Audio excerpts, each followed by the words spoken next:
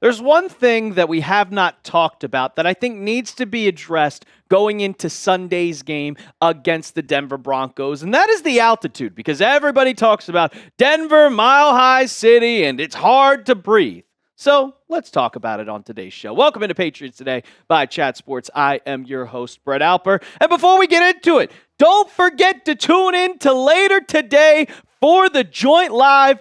Me and the Broncos breakdown host, Trace Moustakis, will talk trash. We'll preview the game, so you're not going to want to miss out. 4:30 p.m. Eastern Time. So hit that sub button right now. Hit that bell notification. Turn your noties on so you do not miss this one. It's going to be pretty fun. So back to it. The Broncos, whether or not they are a good team or a bad team, which clearly this year they are one of the best teams in football. They were the 1 seed. They're going up against us, the 2 seed. They always have one gigantic home field advantage. And it's not the atmosphere, even though they are very, very loud. And I should say atmosphere, no pun intended. But Empower Field is situated at 5,280 feet above sea level. So, like I said, not the fan atmosphere, but the actual atmosphere is way higher than all the way out in Gillette Stadium, which is almost at sea level, which is 0 feet. Because obviously you're on the coast, you're in Boston, it's not up in the mountains like Empower Field is. So you're probably asking the question, why does this matter? Well, because the higher you get up, the less oxygen it is, the less air that it is, and it makes it harder to breathe. So before this week, before the game, Fox 21, a media outlet out in Denver, TV station, they made an article talking about it. And this is what they said. The thin air at high elevation means there's less oxygen available, which leads to quicker fatigue and faster dehydration. This effect is especially noticeable in the second half of games when players are already running low on energy. To counteract the altitude, some teams will arrive in Denver a couple days early to try to acclimate. But no matter the strategy, the altitude almost always plays a role. And we have seen this in the history of the New England Patriots. The Pats are 0-4 in the playoffs at Mile High Stadium. We can go back to the last 2 times, 2016, 10 years ago, 2013, 2005, and then all the way back in 1986. But if you noticed in that article, that quote, that they said some teams go early. They take the trip up to Denver early to get acclimated. But doctors say it takes at least 10 to 14 days, so they would have to have left last Thursday if they wanted to get used to it. So Mike Vrabel, he said, screw it. We don't think it's going to matter. We are skipping the early trip. And they asked him about this because a lot of teams, when they're playing in the playoff game, they'll go to Denver on Tuesday and practice in Denver. But Mike Vrabel said, nah, we're not going to. And he said, I think just psychologically, you have to be at altitude for longer than a day or 2 or 3. It always takes time to do that. So we'll do what we've always done. We'll travel, be in condition, and ready to play. That's kind of what it is. And I will say this isn't the end-all, be-all. Just because you're playing in Denver does not mean you are going to lose the game. We saw a playoff team, the Jacksonville Jaguars. They went up against the Denver Broncos in Denver and beat the crap out of them, 34-20. And guess what? Bo Nix was playing in that game, threw for 352 yards, but T-Law went off for 3 touchdowns. They still won. So even though you're playing in Denver and that high altitude is probably going to make you weaker, I should say, you got to be ready. A lot of people are saying it's just all in your mind. But what your Patriots have to do is just be prepared. Don't think about the altitude. Just go out there, play football, ride the momentum, ride the kind of I can't think of the word right now. The adrenaline. That's the word I'm thinking of. Ride the adrenaline in the game. You're playing in the AFC Championship. Keep the oxygen on the sidelines and be ready to go. It's not a scary place. It's not. You've gone to Denver before. Granted, you are 0-4, but teams have beaten this team before. So I'm not worried about it. And a lot of players are. Christian Gonzalez talked about it. He said, I played in Colorado before I went to Oregon. I know what this is all about. It's not that big of a deal. But I'll ask you guys, because I'm getting PTSD of 2016 and 2013 a little bit, and I'm scared. But I think the Patriots are going to win this game. So I'm not really concerned about it, but I always just think back to the past, and I probably shouldn't. Let me know down in the comments section. Does it concern you? Give me a Y for yes, or give me an N for no. On the back half of the show, well, the Broncos, they have started to talk their trash.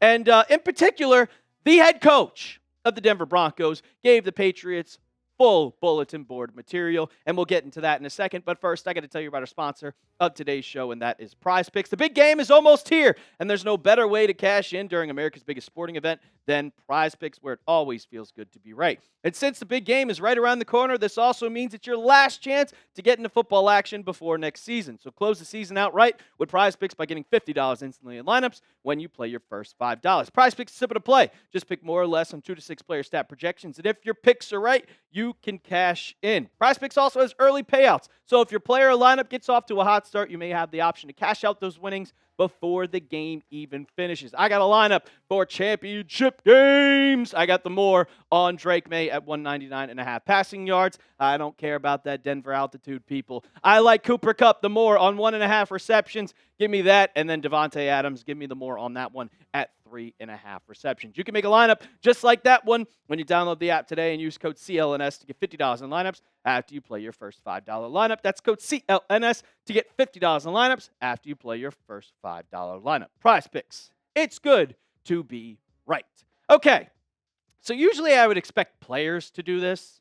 I would expect players to talk their trash and say, oh, we're going to go in there and win, because you like to have confidence, right? But the head coach usually is supposed to stay humble. It's like, yeah, we're going to prepare our best, and hopefully we come out with the W. No, Sean Payton said, no, I'm guaranteeing a win, because he spoke to the media, and this comes from Parker Gabriel, who works for the Denver Post, and he said, oh, yeah, our players, they're going to have a lot of rest after this one, 2-week rest. And what does that mean? Well, you have 2 weeks before Super Bowl Sunday. So he thinks that they're going to go out there and win the game. And he's that arrogant guy. We've known that since his days in New Orleans. He doesn't care. He likes to talk a lot of trash. Earlier in this season, he called out Russell Wilson for God knows what. But this has never gone wrong, right? You'll never motivate and talking trash about another team. We saw it against the Chargers. We saw it against the Texans, how they weren't prepared for, they talked trash about Kayshon Boutte. Guess what? All these Patriots are writing this down. And Sean Payton, that little smug, arrogant mentality that you have had for the past, I don't know how many years, is going to bite you in the ass at some point. We know that you are the same person that got suspended for a year for Bountygate. It's going to bite you in the ass at some point. And hopefully the Patriots can go into Denver and kick the daylights out of them. Hopefully that happens. Hopefully we can put that smug face to the side, because I'm honestly tired of it. I'm tired of hearing all the trash talk from this specific head coach. It is super, super annoying. So 3 keys to victory if you're going to want to go into Denver and beat the crap out of the Denver Broncos. The first one, I think it's the obvious one, right?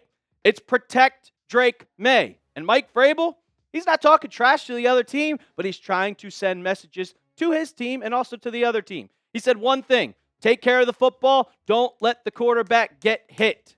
That is the biggest thing. And I think that was kind of a knock at Will Campbell. I think it was, because he did not play a good game. A 16.5 PFF grade if you watch the other video that I made the other day. He was not good. So that was kind of a message. Got to step up. This game matters more than anything. It's the AFC Championship with a chance to make the Super Bowl. The second one, we kind of talked about this in the Texans game, and I think the ideal still stands. I think the mentality still stands. Finish drives with kicks, and this is coined by Julian Edelman. He said every possession needs to end on a kick. Extra point, field goal, punt. Whatever happens, the possession has to end on a punt. No turnovers. That involves Drake Maye. That involves whoever else fumbles the ball. Drake Maye fumbled a lot last week. And sometimes it set up the Broncos with good field, or set up the Texans with good field possession. You cannot do that in this game with a backup quarterback, because if you give him a short field, he will take advantage. A backup quarterback is not going to get the ball at his own 10-yard line and drive 90 yards down the field for a touchdown. That's just not going to happen. End every possession with a kick. And the last one, did it against Justin Herbert. Did it against C.J. Stroud. You could see a kind of occurrence here. The same keys to victory, because the Patriots are winning games the same way each and every week. Blitz, Jarrett, Stidham. He hasn't played an actual NFL game where he's thrown a pass in 2 seasons. He's only played in the preseason. So He goes up against third-string talent. He's going up against preseason. They're not trying to truly get hurt. They're trying to make the team. This is the playoffs. They're going to play 150% out on the field. Get to the quarterback, because if he hasn't played, he's not going to be able to hold a blitz. He's not going to be able to roll out. If you keep him a clean pocket, he's going to complete passes. If not, he's going to be like C.J. Stroud and fold like a cheap suit. So put pressure on Stidham, please. Put pressure on the quarterback. And if you do all those three things, you're probably going to win this football game. I think they're going to win this football game. Predict the score of Patriots Broncos down in the comments section. I want to hear all your score predictions. But if you want to hear mine, well, you better turn into our live later today. That's when I'm going to give my score prediction right in front of Broncos Breakdown host Trace Moustakis. So join the joint live later today, 4:30 Eastern Time. Hit that sub button. And as always, let's go Pats.